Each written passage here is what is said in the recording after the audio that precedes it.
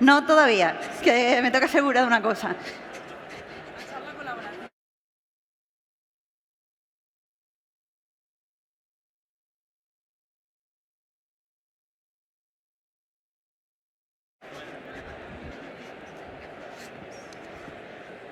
Hola.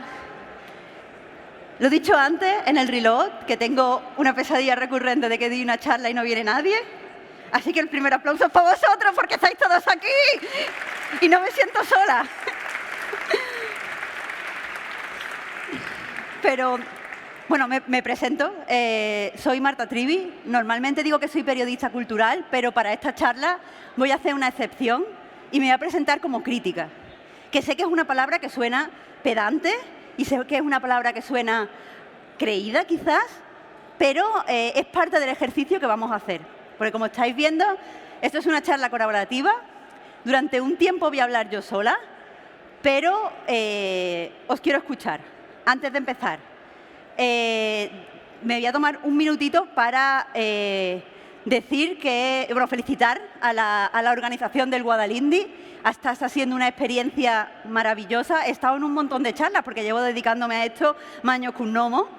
Y esto puede ser uno de los eventos mejor coordinados, menos estresantes y más guays en los que he estado. Así que, perdón, una segunda ronda de aplausos para la organización del Guadalindi. Sergio, por ejemplo, ¿está ahí Sergio? Sergio es un maquinote, una coordinación con la prensa increíble, pero aplaudí, cojones, mira a Sergio ahí.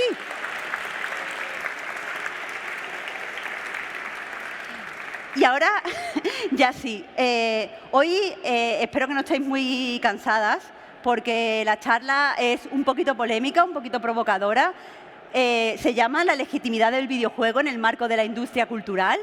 Y creo que, o por lo menos voy a intentar enfrentarme a algunas ideas preconcebidas que a lo mejor alguno de vosotros, alguna de vosotras tenéis.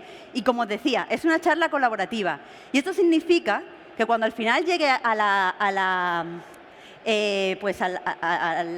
cosa esa de la pantalla, no me acuerdo cómo se llama ahora, pero que pone lo de preguntas, no quiero preguntas, quiero ideas. O sea, todos estos señores que normalmente levantan la mano y dicen, no es una pregunta, es una observación. Este es vuestro momento para brillar. Este es vuestro momento para brillar. Vuestras observaciones, las quiero, todas. Así que, me gustaría que esto fuera algo activo. Aunque yo al principio os dé un poco la chapita. Vamos a empezar. Para empezar, os voy a vacilar de colega. Yo tengo un colega, que se llama Alberto, que aparte de ser buen colega, es quizá el mejor crítico cinematográfico que tenemos en España. No lo digo porque sea mi colega, lo digo porque Alberto es una persona que no solo tiene un conocimiento muy amplio, sino que es una persona extremadamente audaz. Y a él le gusta ir a sitios donde la gente no va. Así que antes de hablaros un poco de qué cosas hace Alberto, quiero hacer una pregunta. De todos los que estáis aquí, de todas las que estáis aquí, ¿cuántos y cuántas pensáis que los videojuegos son arte o cultura? ¿Podéis levantar la mano? Diría que la mayoría de vosotros piensa que los videojuegos son arte o cultura. Pero Alberto hace un año escribió un artículo que se llama El videojuego nunca tendrá la legitimidad cultural del cine, donde decía precisamente lo contrario. Decía que no es solo que los videojuegos no sean arte y no sean cultura, sino que los videojuegos nunca van a ser arte y nunca van a ser cultura. Yo cuando leí este artículo me chocó muchísimo, me quedé, súper extrañada, me quedé descolocada. Pero no he podido dejar de pensar en este artículo. En mi opinión, este es el mejor artículo que se escribió de videojuegos el año pasado. Y de nuevo, no es porque es mi colega, es porque no he dejado de pensar en esto durante un año. Por esa idea del final. Él no lo es ahora y además no lo va a ser. Os destaco una frase, no hace falta que la leamos toda, pero la destaco específicamente porque dice, o sea, él no lo dice por decir, no lo dice porque a él le pareciera eso en ese momento. Lo dice porque si nosotros nos ponemos el gorro de crítico y si vamos a la filosofía y si vamos a la teoría del arte y si vamos a otro sitio de donde los críticos sacamos pues las bases de nuestra profesión, resulta que no podemos justificar el hecho de llamar arte o cultura a los videojuegos. No podemos.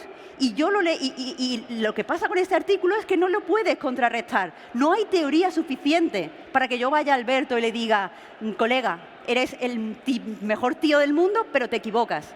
Y eso me estaba matando por dentro. Entonces me puse a pensar, vale, esto lo dice Alberto, él tiene una base teórica muy, muy, muy importante.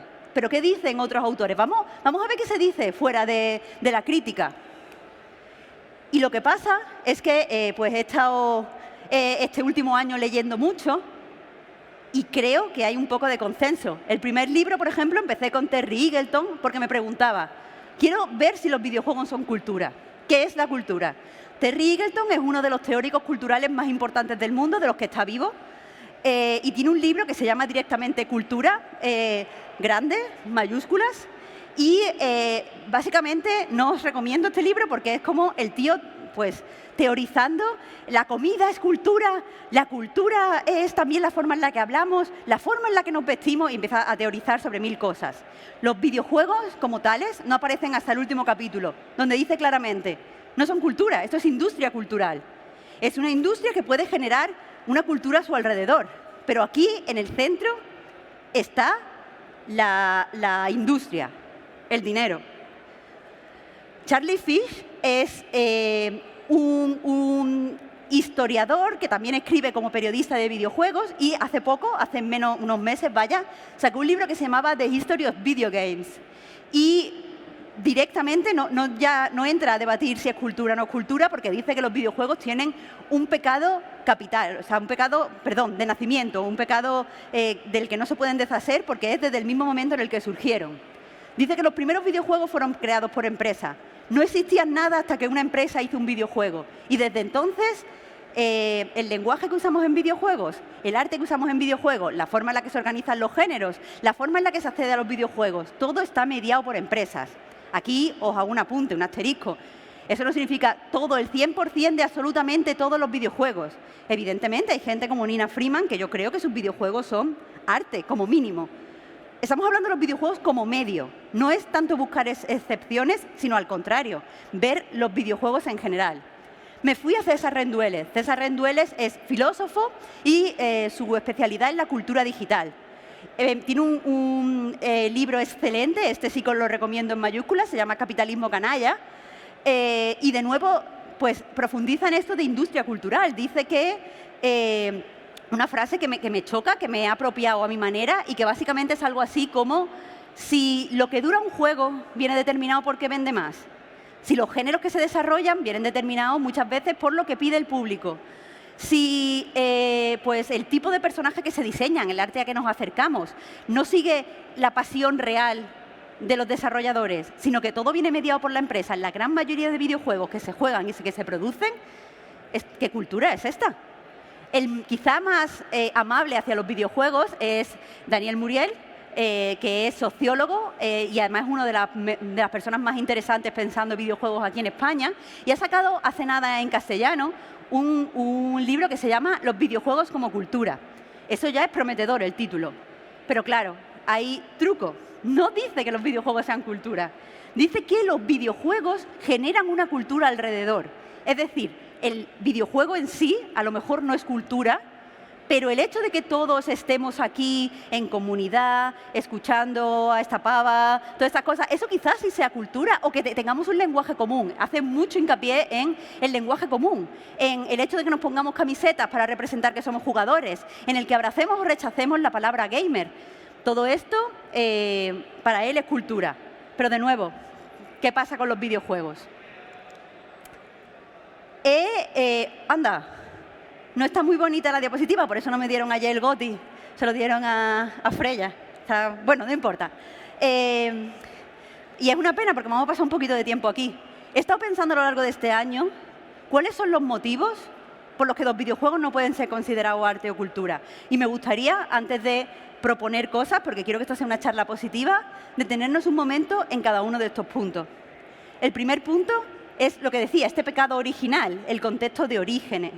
El videojuego es inseparable del capitalismo. ¿Por qué es inseparable del capitalismo? Porque a diferencia, o sea, vamos a ver que quiero dejar claro de qué hablamos cuando decimos los videojuegos nacieron. Los videojuegos, igual que, o sea, voy a empezar con el cine, creo que es más sencillo, estoy pensando ahora.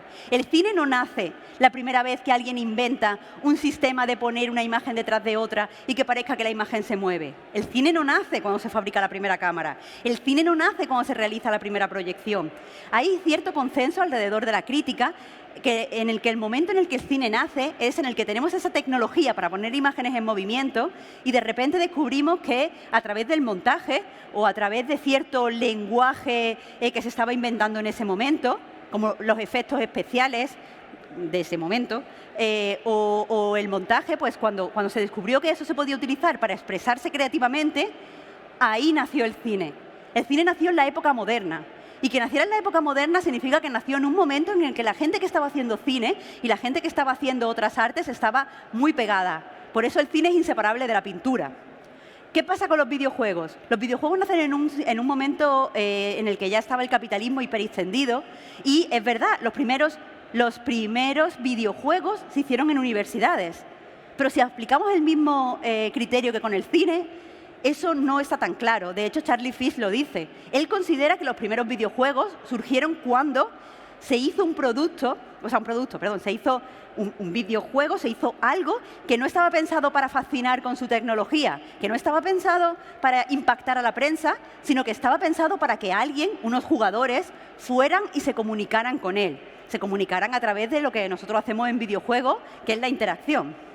Entonces, como digo, las únicas personas que pudieron hacer la única forma en la que se podían hacer videojuegos de esa manera era a través de un estudio, de una gran empresa que pudiera financiar esa tecnología, que pudiera pagar a esos profesionales rarísimos en ese momento para que trabajaran para ellos.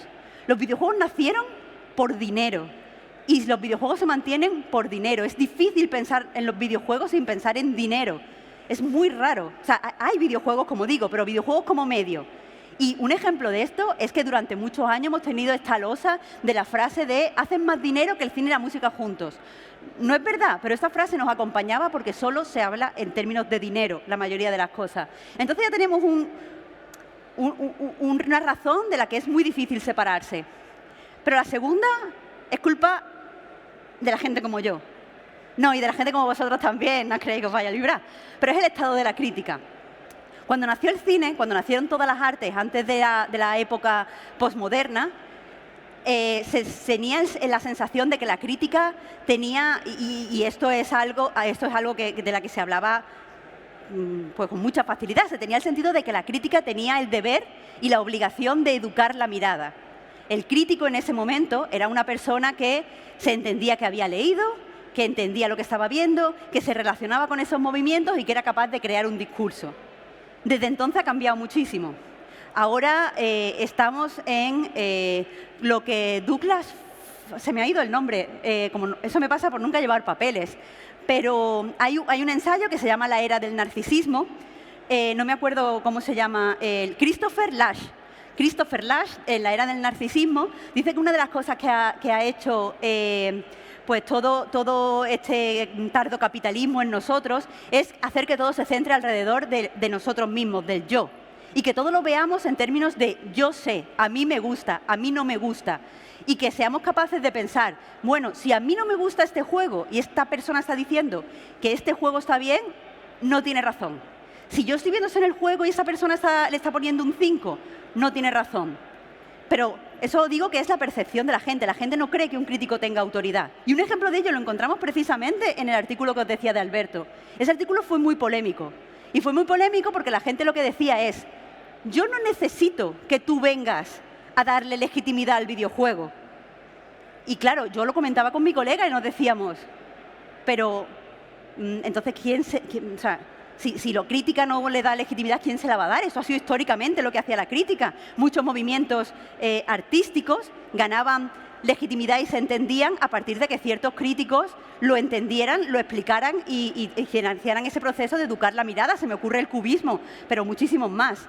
Entonces, es raro. También hay otras personas que decían, pero que tú digas o no digas no quita que The Last of Us 2 sea la polla. Y es cierto.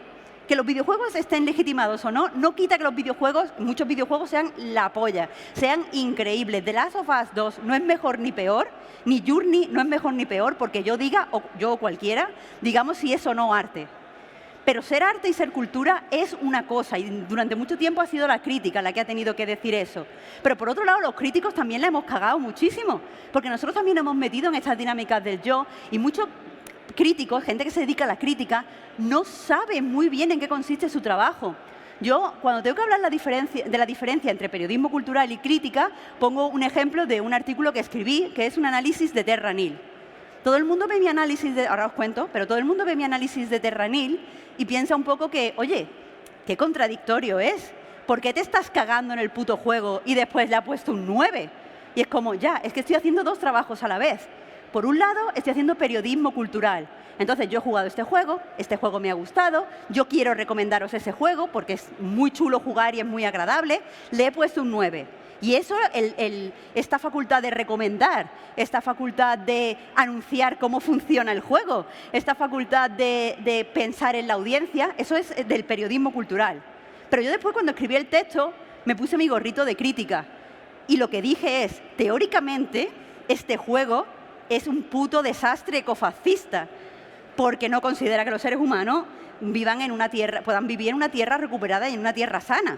Entonces yo hice esos trabajos. El juego como jugar, como si... O sea, si ahora se levanta uno de vosotros, una de vosotras y me dice, ¿me recomiendas Terranil? Sí, os recomiendo Terranil. Pero en mi labor de crítica tengo que contextualizar este juego y decir que este juego no tiene un discurso coherente o un discurso que deba ser aceptable, en mi opinión. Así que eso, la crítica está tan mal y la gente desconfía tanto y rechaza tanto a los críticos que no tenemos autoridad, ni valentía, ni audacia para relacionarnos con los videojuegos. Y cuando la gente la tiene, como mi colega Alberto, nadie le hace caso porque no importa. La tercera es la relación con otros campos. Estaba hablando antes de la época moderna donde nació el cine y una de las cosas más guays que pasaron cuando nació el cine es que de repente todo el mundo se inspiraba en el cine. Y cuando digo todo el mundo es que de repente filósofos como Walter Benjamin veían una película y no dejaban de pensar en que existía este medio tan increíble. Pero es que después la gente que hacía cine leía algo científico y se inspiraba porque la ciencia le había abierto la mente y le había hecho pensar que podía existir el viaje al espacio, y de repente el cine hablaba del viaje al espacio en esos términos soñadores. Joder, no sé si habéis visto El Principio Oppenheimer, la película de Christopher Nolan. Empieza con algo que a mí me conmovió profundamente, lo único, porque la peli no me gustó, os digo como periodista cultural, pero empieza con un inicio que a mí me gustó muchísimo, me hizo sentir muchas cosas, que es que el protagonista, Oppenheimer, está estudiando física y cuando quiere teorizar algo, cuando quiere hacer algo, va a un museo. Y mirando los cuadros y mirando el arte, él entonces entiende el mundo más allá de lo que él puede ver a través de la física. Entonces, el arte, en este caso los cuadros, inspirando la física. Y eso ha pasado toda la historia de la humanidad. Pero no está pasando con los videojuegos. No significa que un filósofo, no escriba sobre videojuegos. Evidentemente, existen libros como Marx Juega, donde se habla del videojuego a través de la filosofía. Pero lo que yo digo es que no hay ningún filósofo al que no le gusten los videojuegos previamente que de repente te lance una serie de ideas porque ha jugado un juego. O ayer estaba con Coldo, un compañero, haciendo una entrevista y me decía que hay muchas canciones de Lana del Rey o de Billie Eilish que mencionan videojuegos. Es cierto, los mencionan. Sabrina Carpenter acaba de sacar una canción donde dice te cambio como una Nintendo, que se refiere a Nintendo Switch, porque el verbo que usa es Switch. Pero esto no es inspiración, esto es un name dropping. Otra cosa es que alguien jugara al Journey, un cineasta se sienta, juega al Journey y de repente dice, esto es lo mejor que me ha pasado, voy a hacer una película, y alguien viera jugar a The Last of Us Parte 2 y diga, voy a componer un poema, o voy a hacer tal. Y eso no pasa, los videojuegos están encerrados en una burbuja autorreferencial que hacen que pierda mucha fuerza. Madre mía, el tiempo. El cuarto son las circunstancias en el desarrollo. Muchos desarrolladores tienen la suerte de poder hacer más o menos lo que quieren, pero eso no pasa en la mayoría de los desarrolladores, porque tenemos que ser conscientes de que la mayoría de gente que se dedica al desarrollo lo hace dentro de una gran empresa. Eso significa que, aunque con mucha razón y mucho orgullo se estén contentos con el arte que crean, o con el código que generan, o con pues los fondos que de repente han terminado, eso es arte, por supuesto, y hay que estar orgulloso de eso. Pero cuando miramos al videojuego final, no han tenido ningún input. No han elegido hacer esas cosas muchas veces porque quieran, sino porque hay un coordinador, un jefe, o cuando incluso más triste, unos inversores que exigen que el juego sea así. Así que, ¿hasta qué punto? O sea, Kandinsky decía que el arte tiene que ser consciente. Es decir, o sea, tú tienes que saber qué estás haciendo, tienes que querer hacerlo, tienes que querer expresarte. A lo mejor no sabes explicar exactamente cuál ha sido tu proceso creativo, pero tienes que desear transmitir algo, por decirlo con una brocha gordísima. ¿Hasta qué punto pasan eso en los videojuegos? Lo pregunto, pero yo creo que no mucho. El quinto, dificultades en la conversación. Hemos estado tanto tiempo defendiendo los videojuegos desde que nacieron. Se les han acusado de ser violentos, de ser adictivos, de ser una pérdida de tiempo, de ser para niños, de ser para frikis, de ser para asesinos de la katana, que ahora nos tomamos cualquier tipo de conversación como un absoluto. Yo he visto desde la prensa generalista, y de una forma mala, de una forma que no creo que esté bien argumentada como el texto de mi compañero Alberto, pero he visto muchas veces que se hablan de los videojuegos no como arte, sino como producto, y he visto las reacciones en redes sociales y la gente se enfada, simplemente se enfada. ¡Buah, qué payasa esta periodista! ¡Buah, qué estúpido no sé, este texto de opinión de tal periódico! Y normalmente son ridículos, pero no se puede hablar de los matices de que no lo sean, porque hemos aprendido como comunidad de jugadores a defender los videojuegos a toda costa. No podemos concebir públicamente que haya nada malo en los videojuegos, por eso es difícil hablar de otras cosas como la adicción, por eso es difícil de hablar de otras cosas como pues, los patrones de diseño oscuro. No podemos hablar, porque tenemos que defenderlos a toda costa porque hemos sufrido muchos ataques. Pero es que quizás aceptar que los videojuegos no son la polla sería un primer paso para poder hablar de los videojuegos y cambiarlos. Por último, otros. ¿Por qué los videojuegos no se pueden legitimar? Pues porque hay millones de problemas relacionados con el capitalismo y aquí no me quiero parar mucho porque estoy ya viendo el tiempo y no, pero esto es otra charla. Pero básicamente se considera que todo en el capitalismo está mediado por el capital, en los videojuegos se aprovecha las ganas de la gente, se les explota y se les descarta. La gente, ¿qué quiero decir con eso? ¿A dónde voy? A que la gente no se puede desarrollar como artista.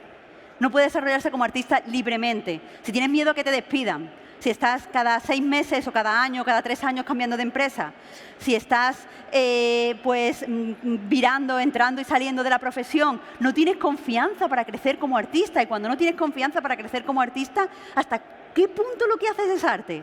No lo sé.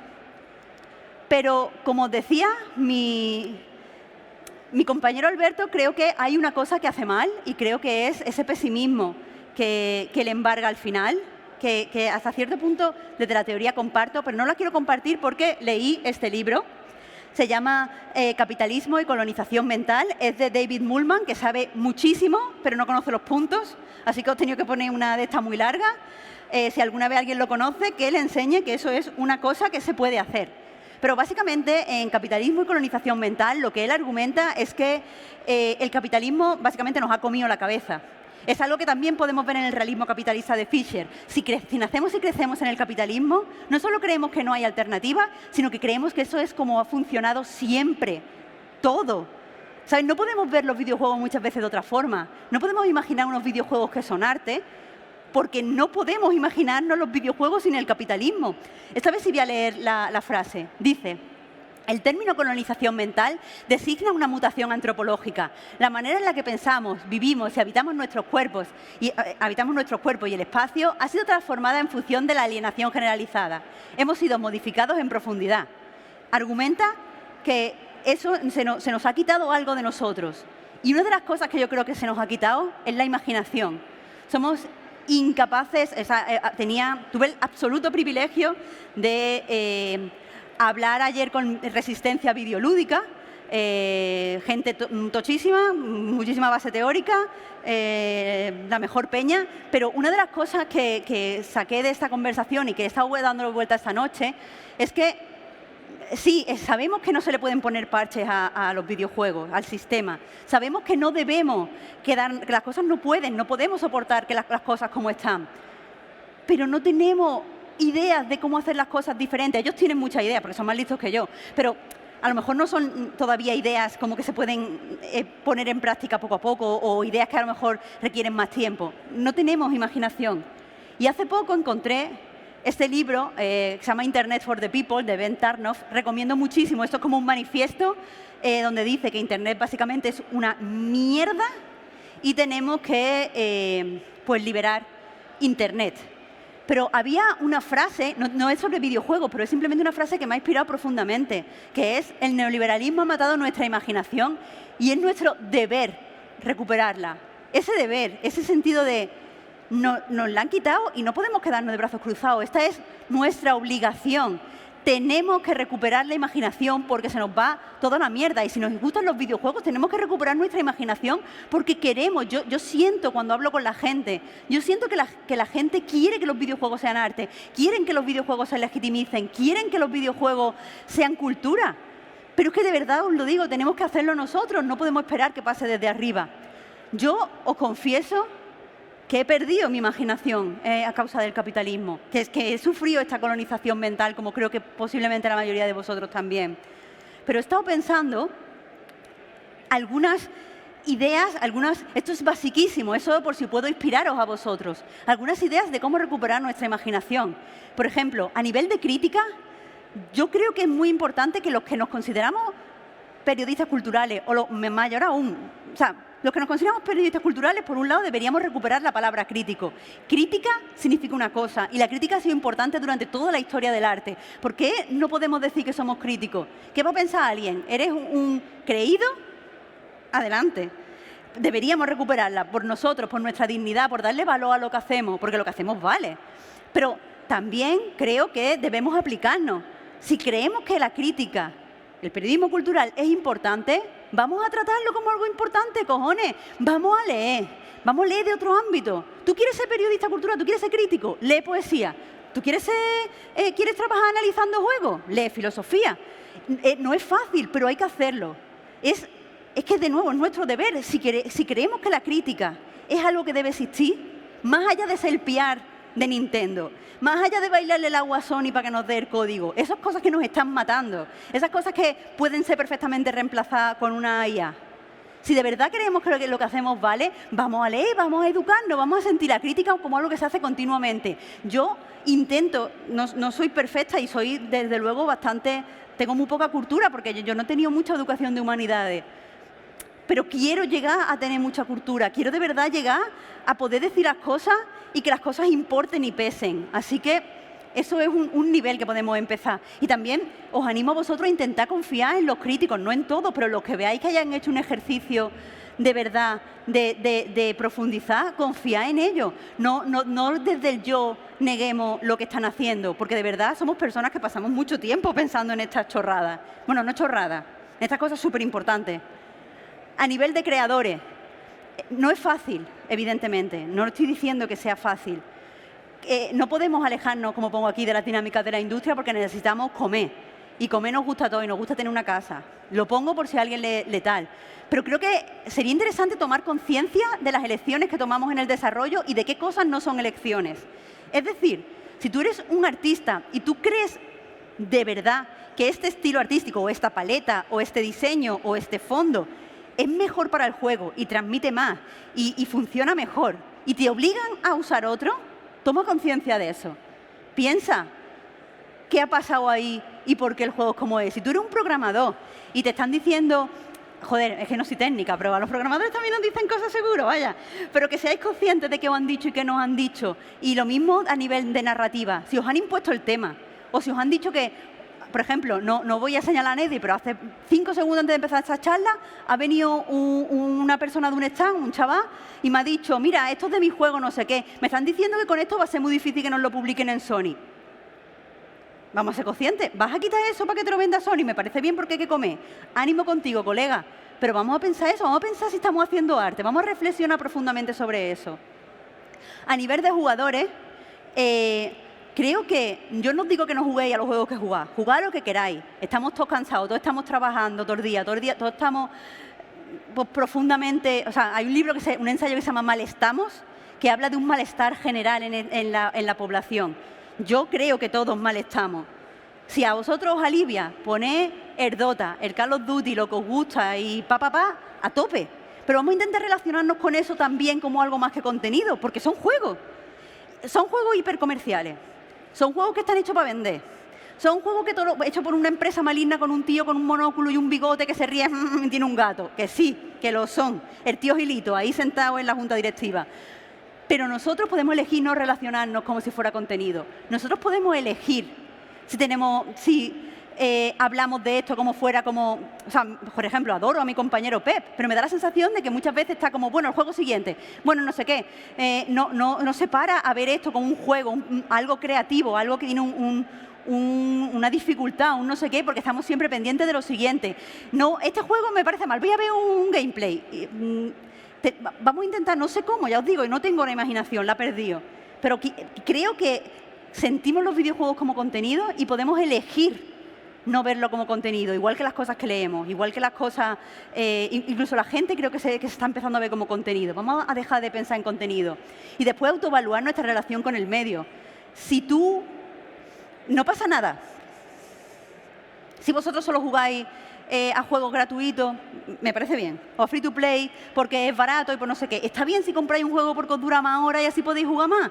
No hay nada malo en eso, pero por favor, hagamos las cosas de forma consciente. De forma consciente. Si te das cuenta que estás comprando 500 millones de juegos y estás jugando uno, di, uff, ¿por qué estoy haciendo eso? ¿Qué significa esto para mí? Si os dais cuenta, yo ahora después cuento una cosa de la que estoy tremendamente orgullosa, pero si os dais cuenta que jugáis a un juego y no lo pensáis, que os entra por aquí, os divierte, tal, pero sale por aquí y no os deja ningún pozo, podemos preguntarnos, ¿por qué no nos deja un pozo? Porque a veces vemos películas y nos lo dejan, a veces leemos un poema y yo me quedo conmovida todo el día. Vamos a pensar por qué pasa eso, pero vamos a pensarlo hacia nosotros, esta vez sí. ¿Por qué no soy capaz de que esto me deje un peso? ¿Por qué no soy capaz de jugar menos y disfrutar más? A nivel de comunidad, esto ahora lo amplío, pero muchas veces hemos tendido como comunidad a aceptar los espacios que nos imponen las empresas. ¿A qué me refiero? Pues me gusta este juego, voy a entrar en el Discord de este juego donde se habla en los términos que los desarrolladores quieren o buscan o vigilan. O, bueno, voy a relacionarme con gente que juega esto en el Twitter mediado por esta empresa. Pero hay espacios que están fuera de estas dinámicas capitalistas. Hay espacios donde nos podemos reunir todos y no importa el dinero. Y eso, ahora os lo cuento, pero es lo más guay que os podéis imaginar. Entonces, sí que es verdad que estaba yo escribiendo esto y pensaba, ¿estaré pecando de ingenua? ¿Estaré diciendo estas cosas así como y me estaré olvidando de tantas cosas que no sé, de tantas cosas que no he leído, de tantas cosas que no he pensado? Pero, de nuevo, encontré en Ben Tarnoff una cita que decía, esto, en este caso, él estaba hablando de desprivatizar el Internet y volver a un Internet como el de los orígenes. Decía, no es un ideal que tengamos que reconciliar con la realidad. Ya existe o ha existido antes. Pero yo pongo, ya existe y si no existe en videojuegos, ha existido antes en otros medios. Yo creo que tenemos y podemos legitimizar el videojuego. Porque los otros medios están legitimizados. Los videojuegos no tienen nada de malo. Es simplemente lo que los rodea. Podemos, debemos, tenemos que legitimizarlo. Entonces, tenemos que hacerlo nosotros. Porque ahora mismo los videojuegos están en un momento muy chungo, están en un momento horrible en el que mucha gente ha pensado que esto era una forma de hacer dinero rápida, en el que han pensado que esto era una inversión como si fueran, no sé nada de inversiones, criptomonedas, no lo sé. Pero ha puesto mucho dinero con la simple esperanza de tener ese dinero multiplicado. Estamos en un momento en el que los videojuegos no valen nada, porque estos inversores no están invirtiendo en un videojuego. Ni siquiera están invirtiendo en que el juego les vaya a hacer rico. Estas personas lo que están haciendo es acercarse a los videojuegos porque saben que pueden promover ciertas tecnologías que les van a hacer ganar más dinero con otras cosas. Por ejemplo, voy a poner dinero en ese estudio, voy a hacer que este estudio de repente invierta en inteligencia artificial y también voy a invertir en inteligencia artificial porque la inteligencia artificial ahora es más valiosa porque este estudio está haciendo cosas con inteligencia artificial. El videojuego no es nada para ello, es un medio para hacer más pasta con otras cosas y seguir aumentando la rueda de este dinero imaginario, perverso, que no debería existir. Entonces, joder, bueno, y os digo una cosa, si no importan los videojuegos, ¿vosotros sabéis lo que importan las personas? Las personas no importan una mierda. ¿Tú eres artista y haces videojuegos? Pues también lo hace él. ¿Que tú eres programador y te despido? Pues contrato a este otro. No vale nada. Entonces no podemos esperar que se legitimice desde arriba. Tenemos que ser nosotros, los jugadores, los críticos, los desarrolladores. Tenemos que legitimizar videojuegos. Y ya os digo, no tengo una solución, pero tengo un ejemplo. Y mi ejemplo es mi club de Yoc. Lo más increíble que he hecho en mi vida, os lo digo, lo más guay, lo más inspirador, lo que me ha hecho sentir cuando, me fui, el año pasado dejé mi trabajo como periodista cultural. Y me sentía quemada porque sentía que los ciclos de aceleración, de cómo se consumen, se habla y se producen videojuegos, sentí que esos ciclos habían sido absolutamente destruidos. Sentí, literalmente, que no podía pensar. Acabé, creo que lo conté, no me acuerdo qué conté porque no lo he vuelto a escuchar, pero grabé con mis compañeros cuando me fui de A Night, un podcast, y recuerdo el momento en el que me di cuenta que tenía un burnout, que era que terminé un juego, Dredge se llamaba, y no podía pensar. Yo nunca en mi vida no he podido pensar. Yo seré más lista o más tonta, más culta o menos culta, pero siempre he pensado. Yo creo que una cosa que se me da bien es mirar las cosas y pensarlas.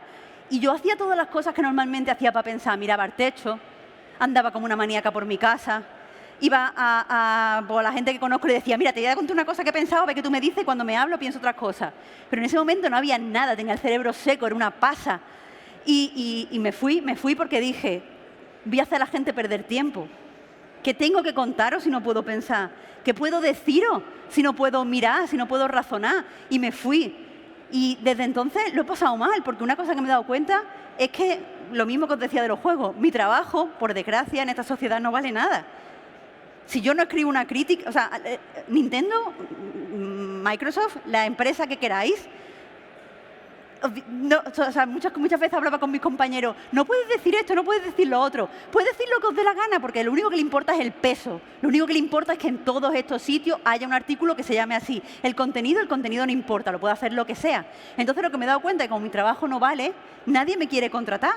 Yo pensaba de verdad que si yo me aplicaba, si yo era buena estudiante y leía mucho y me preocupaba y perfeccionaba mi estilo, que por cierto una persona hoy me ha dicho que escribo muy bien. Estoy muy contenta, solo quería vacilar de eso, porque es como lo que mejor me pueden decir. Pero yo pensaba de verdad que si yo desarrollaba mi voz, si yo encontraba de verdad una forma que fuera mía y reconocible, no me iba a faltar trabajo, en el sentido de yo soy buena, yo puedo hacer esto, y la gente lo sabe, pero de repente me he dado cuenta que no me quiere contratar nadie. ¿Por qué me van a contratar si lo puede hacer todo el mundo? Y yo tardo más, porque tengo que pensar con la boca abierta. Entonces, lo único que me ha hecho recuperar la esperanza es Coseres de Sang, el club de yoga que tengo todos los meses, donde, joder, he visto un poquito, un resquicio, un rayito de sol de cómo son los videojuegos sin capitalismo. Y es un grupo de gente que juega y se sienta y de repente se establece una conversación que no parte del me gusta o no me gusta, sino que parte de intentar comprender el juego, relacionarse con el juego, crecer a través del juego. Hablamos de filosofía muchísimo, hablamos de teoría del arte, hablamos de historia del arte, hablamos de capitalismo, que esto es filosofía, pero específicamente filosofía anticapitalista. Y la gente también han dicho otra cosa que de verdad lo llevo en mi corazón súper calentito. Hay gente que me dice, no me ha gustado el juego, pero me ha encantado la conversación. La conversación ha sido mejor que el juego. Y os voy a decir una cosa, es verdad, la conversación es mejor que el juego porque la hemos construido entre todos, porque la hemos llevado donde queremos, porque es algo que solos y solas no podemos hacer. Y no es tan difícil, al final, es que la gente... Oye, aquí hay mucha gente, por cierto, estoy viendo que está en la foto. Podría hacer como el Joey de sois vosotros, pero eso, me he dado cuenta que no cuesta demasiado. Basta tener un espacio y ganas de hablar. Este club de yoga no surge, y lo siento, pero no surge porque exista Coseras de Sans. No existe ni surge porque esté yo. Yo no soy nadie ahí, yo elegí los juegos porque antes tiene que elegirlo. Pero yo no hago nada en el club. Surge porque hay gente súper apasionada por los videojuegos. Y esa gente está en todos sitios. Entonces, esto es un ejemplo. Pero como os decía, quiero escuchar vuestras ideas. Quiero saber, o por lo menos, o sea, mi idea, lo que me haría feliz es que de repente, entre todas las que estamos aquí, pudiéramos llevarnos algo, pudiéramos llevarnos una cosa. No tenéis que solucionar el problema de los videojuegos, porque yo no puedo y he tenido para pensarlo un año. Vosotros en 40 minutos no creo que hayáis dado con una solución. Pero si os habéis llevado una idea, si os ha inspirado algo lo que he dicho hoy, si incluso queréis proponer una pregunta para que las hablemos todas, me gustaría hacerlo. Me gustaría hacer un mini club de yoga de 20 minutos, si os parece bien. No alrededor de un juego, sino alrededor de nuestra pérdida de imaginación, alrededor de cómo vamos a reconquistar, reapropiarnos el videojuego, cómo vamos a hacer que esto que nos han robado, la imaginación, los juegos, la comunidad, la dignidad, porque no valemos nada, cómo nos reapropiamos de eso. Así que, como decía, hora de brillar. Sé que es difícil, en el club de yoga a veces rompo el hielo haciendo una pregunta tonta, pero no lo voy a hacer hoy. Así que, no sé, ¿a alguien se le ocurre algo? ¡Wow! ¡Gracias! Mucha gente. Buenas. Perdón por la garganta. Comento. ¿Más cerca? ¿Sí? Ay, perdón. Vale, yo creo que la diferencia entre industria cultural y cultura, siguiendo al comienzo de la conversación, para mí es la diferencia, o sea, hay una falsa elección entre la ola y el mar. Me explico. Cuando nos ponemos a analizar la cultura a lo largo de toda la historia, yo creo que muchas veces podemos remitirnos a un montón de movimientos y un montón de fuentes que no necesariamente nacen de la necesidad expresiva de la gente. Vale. Las iglesias, por ejemplo, no fueron construidas solamente porque hubiese gente que quisiese rezar. Si quieres rezar, puedes rezar en cualquier parte. Era muchas veces una cuestión entre energías de poder, de influencias, de intereses. Al igual que el videojuego puede hacer perfectamente del capitalismo, del mercado, y pues tener una influencia en la gente. Para mí realmente la clave de la cultura, entendiéndola como esta entidad, ¿no? Que al final no se puede identificar de forma sólida, como bien dice Daniel Muriel, para mí la clave está en ver la reacción que provoca en la gente. Si yo me levanto y si parte de mi vida y de un evento compartido entre más gente está influenciado por el hecho de que el videojuego exista per se, existe esa industria sobre el videojuego, o sea, esa cultura, ya implica que el videojuego es inherentemente cultura. O sea, si yo, además de que tampoco creo que se pueda afirmar categóricamente que el videojuego de alguna forma no influye el resto de áreas. Más que nada porque, por ejemplo, toda esta gente aquí presente somos personas que de una forma o de otra o estamos intentando meter cabeza en el desarrollo o estamos rodeados o nos interesa a un nivel muy profundo, sabiendo perfectamente que no es una industria que nos vaya a hacer ricos. Porque, a ver, ¿quién aquí, o sea, pregunto, ¿quién aquí se ha metido aquí diciendo voy a ser rico en un momento? Claro, no nos mueve el capitalismo per se, aunque obviamente tiene que estar muy entretejido con todo. Simplemente digamos que es algo que nace quizás de ese interés primario, pero se entreteje y se mezcla con el resto de elementos. Entonces yo creo que el videojuego se puede ver como cultura tanto como el cine con Hollywood, con toda la pasta que mueve. Creo yo, obviamente aquí, pues, A ver, abierto al debate. te contesto, pero si alguien quiere ¿te parece bien que alguien te conteste después y...? Me fliparía. Vale, pero te contesto yo, si no te importa, por el hecho del estoy aquí, en el escenario. Creo que es un error. Leith Alexander, de hecho, la leí hace poco cometiendo quizás lo que considero un error, que es pensar que en la antigüedad los artistas se morían de hambre. Pero no es así, es verdad. Las iglesias muchas veces están hechas porque alguien las encargaba. Y a lo mejor ese trabajo sí que es un trabajo que viene de un pago y tal, que no es exactamente en términos capitalistas, es diferente porque muchas veces te contrataban para hacer la iglesia, pero no te daban más indicaciones y tú hacías la iglesia en tu estilo. Pero los artistas vivían en muchas otras facetas que muchas veces nos olvidamos. Muchos artistas tenían su escuela para hacer arte, hacían arte y se quedaba en la esfera privada y después se reivindicaba. Muchos artistas trabajaban a lo mejor para una persona y le hacían ciertos encargos, pero después tenían tiempo para hacer otras cosas. Ahora es casi la única etapa de la vida en la que todo está mediado a través del dinero. Tenemos que trabajar 8 horas todos los días. No es que antes los artistas no cobraran y no existieran las cosas, se hicieran por dinero. Es que ahora la mayoría de cosas que hacemos es por dinero. Todo, vendemos mucha cantidad de horas. Antes los artistas a lo mejor no tenían que vender 8 horas de lunes a viernes todos los días durante todos los años de su vida, sino que hacían un encargo para el conde Guachiflins y con ese dinero hacían sus cositas y evolucionaban su estilo. Entonces creo que ahí es difícil entender esa forma de vivir cuando hemos crecido tan inmersos en el capitalismo. De todos modos, sé que hay alguien aquí que si me equivoco me va a corregir, así que dadle. Pero aparte de eso, cuando yo digo que está mediado por el dinero, no digo que sea por parte de vosotros los desarrolladores. Por desgracia, vosotros sois personas apasionadas. Creo que lo que hacéis es arte. Lo que vosotros hacéis es arte. Pero el problema es que hay algo por encima que es el capital.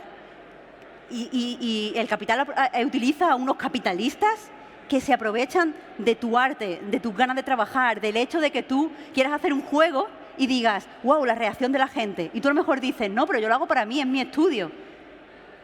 Correcto, pero el contexto en el que se publica ese juego es el que es. Ya decía, podemos encontrar juegos particulares que no lo sean. Y yo de verdad que os deseo a ti y a tu estudio que saquéis el mejor juego y que yo lo vea, ¿sabes? Pero ya te digo, el contexto en el que sale es el que es. Y a lo mejor yo conozco desarrolladores que han hecho un juego y que han necesitado alargar el juego para que lleguen a ciertas horas. Lo han hecho por pasión, pero en ese juego ha mediado el capital de una forma perversa. Y creo que pasa en muchas ocasiones. No sé si os he contestado, pero sigamos esa conversación. ¿Quién quiere participar? Antes había más gente, no sé si... va. Bueno, lo primero, pues gracias por traer esta conversación porque es súper interesante y ojalá tener no una hora más, sino 80 años más para hablar de esto, porque tiene... Calla, que está cortada la charla, porque la charla me quedaba larguísima en mi casa. Pero bueno, o sea, al final toda la gente que nos dedicamos un poco a escribir de cultura, a escribir un poco de divulgación, cualquier cosa, nos encontramos en este mismo. Al final en todos los campos, videojuegos, cine, obras de arte, de dibujo, de creación, de escritura, al final todo pasa un poco por lo mismo. Tenemos una cierto fetichismo con la cultura de todo lo que viene de antes muy antiguo, porque lo vemos como muy antiguo y muy poco factible hoy en día, precisamente porque antes te encargaban una cosa, te daban todo el dinero y el tiempo del mundo, y ahí tienes iglesias sin acabar de 600 años, porque hoy en día no es rentable acabar una iglesia de 600 años, que es lo que dice un poco también el compañero.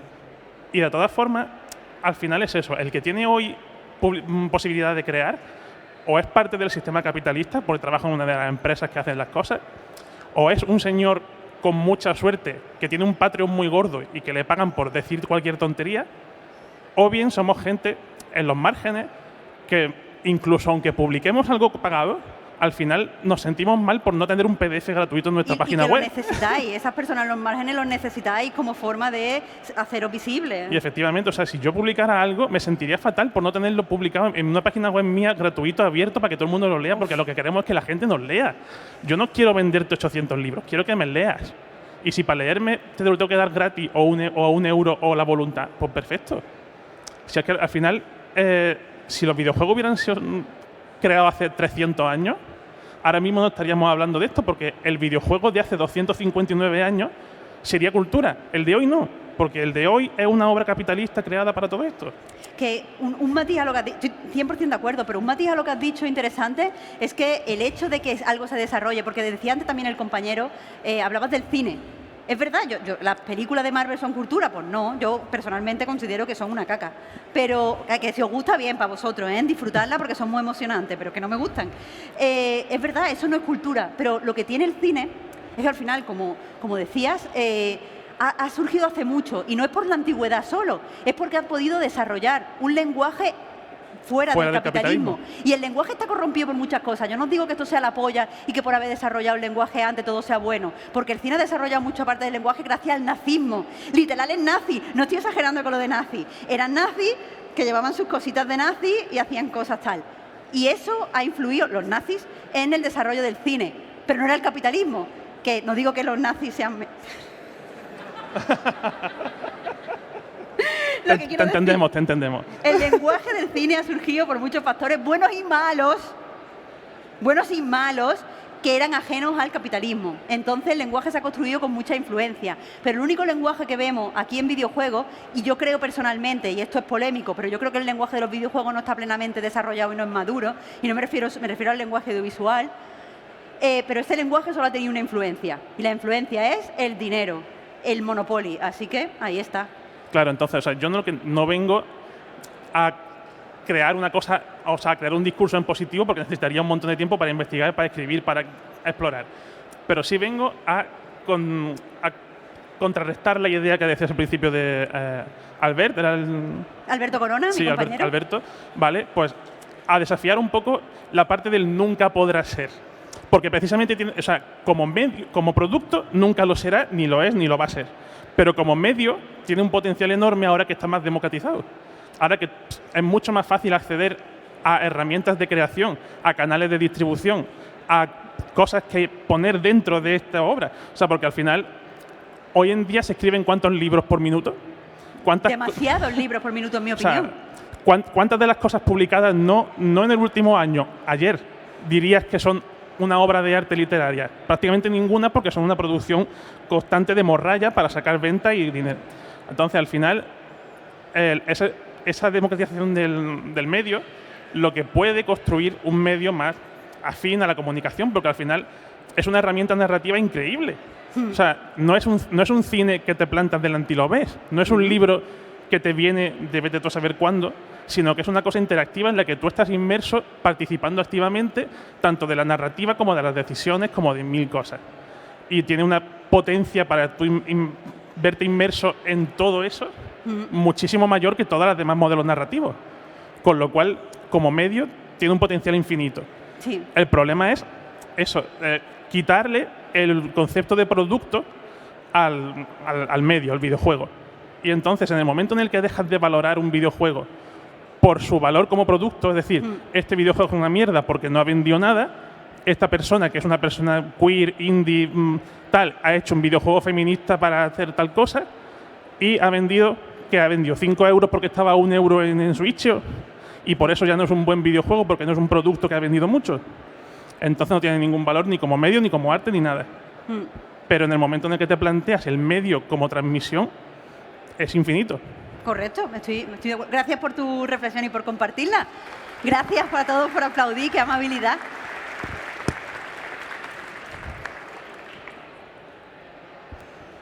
Buenas. Hola, encantada. Hola, encantada. Me he apuntado un montón de conceptos muy aleatorios que voy a... Vale, me pongo de pie.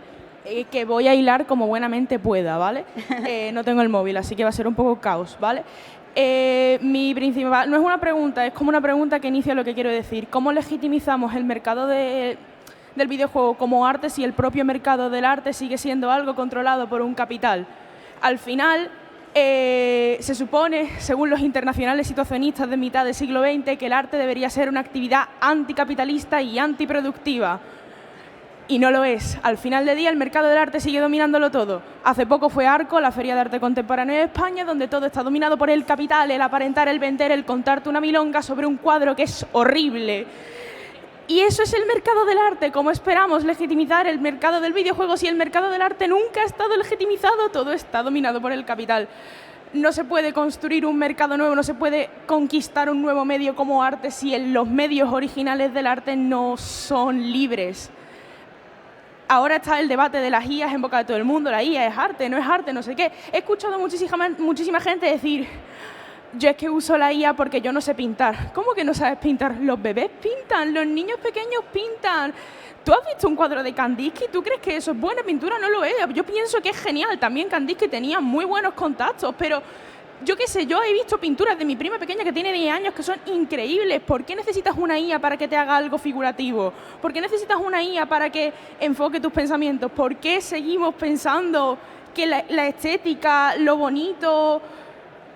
es lo correcto, es lo que tenemos que consumir, es lo que tenemos que comprar? ¿Por qué no hemos ya como sociedad definido que somos humanos y que necesitamos expresar la propia experiencia humana? ¿Por qué no consumimos las experiencias humanas de otras personas? Porque solo consumimos lo bonito. Y al final hay una respuesta muy sencilla: el capitalismo a todos nos abruma, somos personas que mal vivimos y necesitamos escapar. Y al final todo está pensado para que haya un escapismo constante, una estética constante, tanto narrativa como visual, tanto emocional, para que tú al final acabes viendo un montón de películas de Marvel donde todo sale bien y acabes jugando al LOL una y otra vez porque es algo monótono, repetitivo, que siempre va a ir igual. Stop. No. Stop. En plan, stop consumismo en ese sentido. Hay que entender que no todo lo que consumimos tiene que ser estético, tiene que ser bonito, tiene que ser lo que tú piensas que está bien. O lo que te han dicho que es valioso. Porque has dicho una cosa muy interesante, que estás hablando de mercados.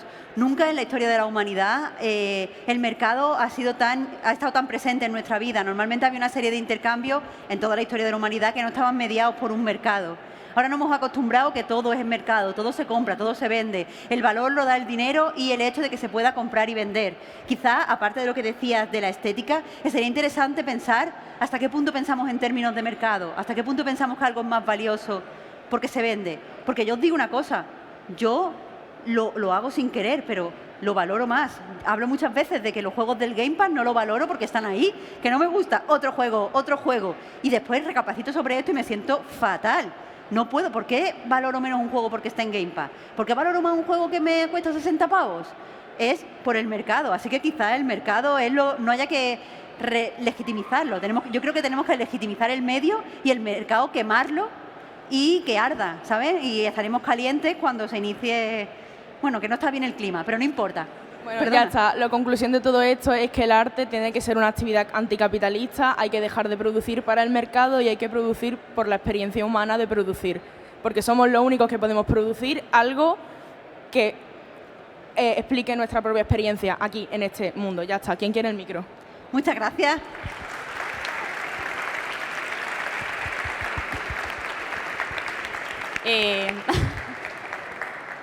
Hola, voy a intentar ser breve. Bueno, yo soy estudiante de Bellas Artes y básicamente en mi carrera pues siempre pues lo típico, ¿no? A pesar de que es una universidad contemporánea, pues siempre se ha rechazado mucho el videojuego precisamente por lo que dice la persona de aquí. Básicamente porque es un medio capitalista. Y yo creo que detrás de esto hay varias cosas. Una, el desconocimiento del medio. Y ahí entro a matizar lo del medio, porque lo que ha dicho antes este muchacho de aquí delante es que hay una diferencia muy grande entre lo que es el resultado final a lo que es el medio y las posibilidades que tiene el medio. Y yo, desde mi punto de vista, yo siempre llevo las cosas muy a lo personal, ¿no? Como el arte es muy personal y desde mi punto de vista, cuando yo estudiaba, bueno, y estudio artes, yo siempre pensaba en, vale, tengo que dibujar de esta manera y me tengo que adaptar a este mercado y tengo que tener todo este tipo, abanico de estilos para poder adaptarme a lo que me pidan, porque si no voy a ser una fracasada y voy a ser una mierda. Y básicamente eso es te limita. El pensar desde el punto de vista del mercado te limita y pensar en que lo que vas a hacer no tiene valor te limita. Y finalmente lo que a mí al menos me liberó y con respecto a por lo que estamos haciendo este debate, ¿no? De qué liberaría del capitalismo esto es entender que lo que estás haciendo es, o sea, de donde estás trabajando es el medio y no es el resultado final ni a lo que vas a evocar. No es que siendo artista, en el caso de artista, no tengas una consciencia de lo que estás haciendo, pero sí liberarte de con qué objetivo y para quién lo vas a hacer o para quién te lo va a comprar, porque el medio y las posibilidades que tiene el medio es realmente lo que da valor a nuestro trabajo. Y ya está, era un poco eso, muchas gracias. Vale, pues esa. Ya está. Un momento, entonces. Espero que os haya gustado la charla, que os vayáis con una solita idea para reflexionar todo este año hasta el siguiente Guadalindi. Solo deciros que si queréis crítica con gente que se enorgullece de ser crítica. Tengo un podcast que se llama Choque Juerga, hablo de cine, mi absoluta pasión. No sé si es abucheo o es bien, ¿eh? Que estoy asustada. ¡Ah, bien! Vale, sí, es la polla. Me ha asustado. Digo, no abuchéis mi podcast, lo adoro.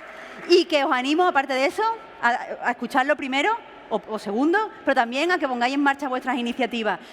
Quiero que os sintáis como yo, haced un club de joc, hablad de videojuegos, haced cosas y liberaros y pensad y reclamar cosas, porque solo tenemos esta vida. Así que vamos a legitimizar cosas, vamos a expresarnos, vamos a pasarlo bien. Y eso es todo.